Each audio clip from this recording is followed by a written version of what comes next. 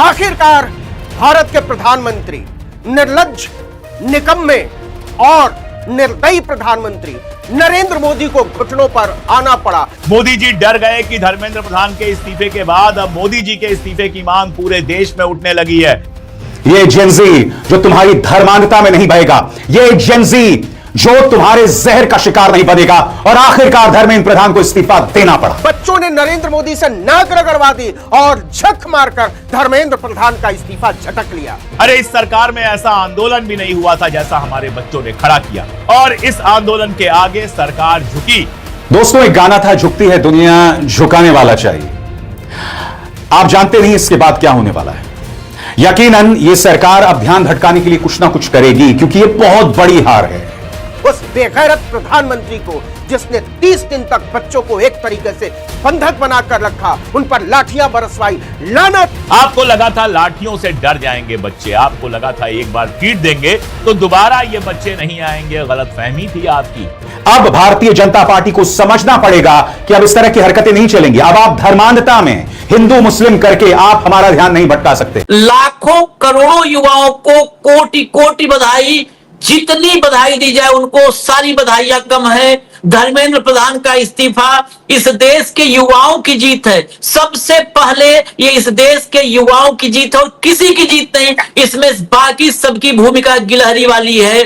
छोटा मोटा योगदान किसी का होगा। इस देश के यूथ का नो फेस नो लीडर, सिर्फ और सिर्फ इस देश का युवा जीता है, इस देश का बच्चा जीता है, छात्र जीता है। वाटर कैनन, आंसू गैस, यहां तक कि उन पे पायलट गन चलाई गई, उन बच्चों की जीत है। बहुत मुबारकबाद, बहुत बहुत बधाई, बहुत बहुत बधाई। आज तो मतलब कोई इस खुशी का कोई अंत नहीं है।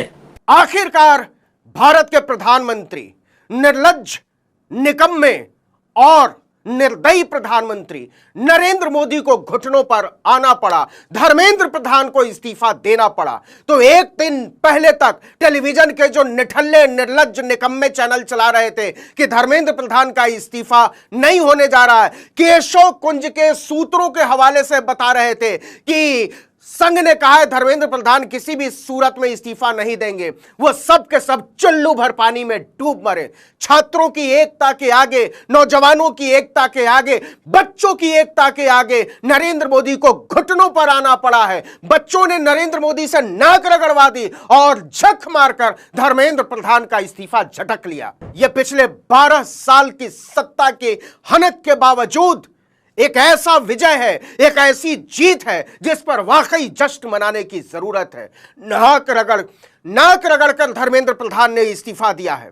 यह छात्रों की न केवल जीत है बल्कि लोकतंत्र की जीत है। लोकतंत्र में सामूहिक आवाजों की जीत है। उन बच्चों को सलाम जिन्होंने लाठियां खाई हैं इस जीत के लिए। उन बच्चों को सलाम जिन्होंने आंसू गैस के गोले खाए हैं। उन बच्चियों को सलाम जिन्होंने घटिया पुलिस वालों की, दिल्ली पुलिस के बेशर्म अधिकारियों की बदसलूकी और बेहयाई झेली है। उन तमाम लोगों को सलाम जो इस लड़ाई में बच्चों के साथ खड़े रहे। और लानत उस बेगैरत प्रधानमंत्री को जिसने 30 दिन तक बच्चों को एक तरीके से बंधक बनाकर रखा, उन पर लाठियां बरसवाई। लानत उस होम मिनिस्टर पर जिसने अपने पुलिस फोर्स को बच्चों की पीठें तोड़ने के लिए लगा दिया। लानत उस शिक्षा मंत्री पर जो बेहयाई के साथ पर्चा लीक करवाता रहा और आराम से अपनी कुर्सी पर भारत की जनता के पैसे से मुफ्त की रोटियां तोड़ता रहा। तो धर्मेंद्र प्रधान का इस्तीफा हो चुका है और भारत की जनता के लिए यह जश्न मनाने का वक्त है। यह वक्त है सरकार के लिए यह रुक कर सोचने का कि आपकी बेहयाइयों को, आपकी बदअखलाकियों को, आपकी बदसलूकियों को, आपकी बदतमीजियों को हम समझते हैं।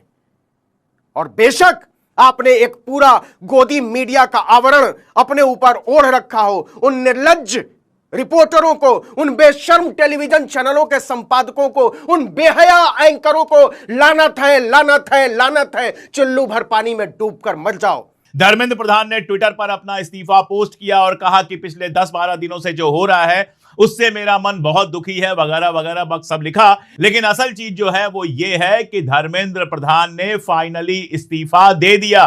मोदी जी डर गए कि धर्मेंद्र प्रधान के इस्तीफे के बाद अब मोदी जी के इस्तीफे की मांग पूरे देश में उठने लगी है। मुंबई में जबरदस्त भीड़ आई है, आज बिहार में आंदोलन हुआ, उसमें हिंसा भी हुई, और दिल्ली में इंटरनेट बंद होने के बावजूद, खाना बंद करने की, मतलब जोमेटो स्विगी का खाना बंद करने के ऐलान के बावजूद, दुनिया भर की पुलिस, सीआरपीएफ और जाने क्या क्या लगाने के बावजूद यहां के बच्चों ने जो ताकत दिखाई है, मैं सलाम करता हूं इन बच्चों को, मैं सर झुकाता हूं इन बच्चों के सामने कि इनकी जिद के आगे एक ऐसी सरकार को झुकना पड़ा जिसके नेता मंत्री कहा करते थे कि इस सरकार में इस्तीफा नहीं होता है। अरे इस सरकार में ऐसा आंदोलन भी नहीं हुआ था जैसा हमारे बच्चों ने खड़ा किया, और इस आंदोलन के आगे सरकार झुकी। सब करके मोदी जी ने देख लिया, 20 तारीख को लाठी चलवाई। हमारे दोस्त हैं प्रशांत टंडन, उन्होंने एक बड़ी खूबसूरत बात लिखी है कि भाई हमारी पीढ़ी तो पिट पिट के बड़ी हुई थी, हमारे माँ बाप को जब प्यार दिखाने का मन करता था तो 2 थप्पड़ लगा देते थे, लेकिन ये जो पीढ़ी है इनको बड़े नाजों से पाला गया है। हमने अपनी बेटियों पर कभी, अपने बच्चों पर कभी हाथ नहीं चलाए, और इन बच्चों पर जब 20 तारीख को लाठियां चली, जब हम लोगों ने देखा कि हमारे वो बच्चे जिनको हमने नाजों से पाला है उनको पुलिस बर्बरता से मार रही है, तो बर्दाश्त नहीं हुआ। सोनम वांगचुक, अभिजीत, दीप के, सौरभ दास, सबका शुक्रिया। किसी से कोई शिकायत नहीं है, जो शिकायत होगी बाद में करेंगे। दुख बस इतना है कि ये लोग साथ में खड़े नहीं थे, लेकिन छोड़ दीजिए, उस पर बाद में बात हो जाएगी। मोमबत्तियां लेकर मशाल जुलूस जैसा मशाल जुलूस हर जिले में निकलेगा, वो निकलना है, लेकिन उसके पहले ही सरकार झुकती है, और सरकार झुककर धर्मेंद्र प्रधान का इस्तीफा दिलवा देती है। नरेंद्र मोदी जी, अगर बच्चों पर लाठी चलाने से पहले आपने यह कर दिया होता तो आज आपको इतनी गालियां नहीं सुननी पड़ती, आज आपके इस्तीफे की मांग गली गली में नहीं हो रही होती, आज बच्चों की माएं और उनके बाप सड़क पर आकर आपका इस्तीफा नहीं मांग रहे होते। लेकिन आप लोग तो अड़े हुए थे। यह नई पीढ़ी है जो आपके ही टाइम में पढ़ लिख कर बड़ी हुई है, इसने कांग्रेस का राज भी नहीं देखा है। इससे आप ये नहीं कह सकते कि कांग्रेस के जमाने में यह हुआ था। आपको लगा था लाठियों से डर जाएंगे बच्चे, आपको लगा था एक बार पीट देंगे तो दोबारा ये बच्चे नहीं आएंगे। गलतफहमी थी आपकी, ये आपकी गलतफहमी थी कि ये कोमल बच्चे दोबारा नहीं आएंगे। बच्चे तो आके कह रहे थे, अंकल आज भी लाठी चलाएंगे क्या? ये बच्चे पुलिस से कह रहे थे कि तुम्हें शर्म नहीं आती, किस मुंह से घर जाओगे और बच्चों को अपने मुंह दिखाओगे कि बच्चों को मार कर आए हो। ये बच्चे अपनी सफाई खुद कर रहे थे, ये बच्चे वहां पर एक दूसरे के खाने का ध्यान रख रहे थे, और रख रहे थे नहीं, रख रहे हैं। अभी जंतर मंतर खाली नहीं हुआ है, जंतर मंतर से जश्न के वीडियो जरूर आ रहे हैं जिनको देखकर मेरा मन एकदम खिला हुआ है। जो 12 साल की जेल बनाई गई थी, उस जेल को तोड़ दिया है इन बच्चों ने। जो 12 साल से ये एक परसेप्शन बनाया गया था कि विरोध नहीं किया जा सकता इस सरकार का, वो बिखर गया। यकीनन ये सरकार अब ध्यान भटकाने के लिए कुछ ना कुछ करेगी, क्योंकि ये बहुत बड़ी हार है। इसी तरह से हमारे किसानों ने नाको चने चबवा दिए थे। पहले आप कृषि कानून लाते हो, उसके बाद किसान जब सड़क पर उतरता है तब 750 किसान मर जाते हैं। और प्रधानमंत्री नरेंद्र मोदी ने स्वर्गीय राज्यपाल सत्यपाल मलिक से कहा था कि मेरे लिए थोड़ा ना मरे हैं। उसके बाद प्रधानमंत्री नरेंद्र मोदी को कहना पड़ता है कि मेरी तपस्या में कोई कमी रह गई होगी। मैंने कहा ना दोस्तों, अब जवाबदेही का वक्त आ गया है, और जवाबदेही जेन जी तय करने वाला है, इस देश का युवा करने वाला है। अब भारतीय जनता पार्टी को समझना पड़ेगा कि अब इस तरह की हरकतें नहीं चलेंगी। अब आप धर्मांधता में हिंदू मुस्लिम करके आप हमारा ध्यान नहीं भटका सकते। मीडिया को भी बदलना पड़ेगा, मीडिया को अपनी सोच बदलना पड़ेगा, और असली मुद्दे उठाने पड़ेंगे। असली मुद्दे उठाने पड़ेंगे, आपको लोगों के सरोकार से जुड़े मुद्दे उठाने पड़ेंगे। मैं उम्मीद करता हूं, और अब भी मुझे अपनी सरकार पर विश्वास है, मैं उम्मीद करता हूं कि अब आप असली मुद्दों पर फोकस करेंगे, लोगों पर जुल्म नहीं करेंगे।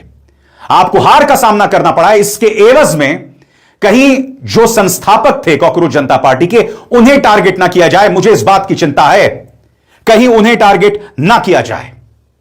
यह आरंभ है दोस्तों, और यह आरंभ प्रचंड है। इस देश के युवा ने बता दिया है कि हंसकर, मजाक बनाकर, जश्न मनाकर वो इस सरकार की नींव हिला सकता है। और यह महज आगाज है, यह शुरुआत है।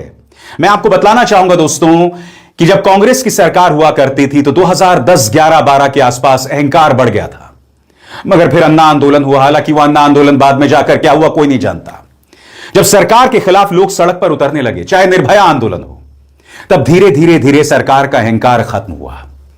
अंग्रेजी में एक शब्द है यूब्रिस, यानी कि आप अपने आप को न जाने क्या समझते हैं, वो खत्म होता गया।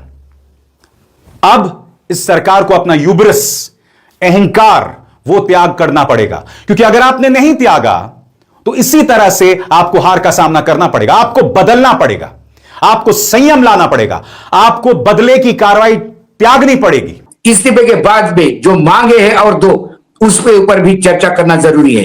ये जो लोग बच्चे बैठे हैं, जब आपने इतनी आगे कर दी, एक धक्का और दे दो, बच्चों को कंपेंसेशन, उसका भी कुछ ठोस निर्णय, सब सकारात्मक चर्चा नहीं चाहिए, यह सहानुभूति तक विचार करना चाहिए, ऐसा नहीं करना चाहिए।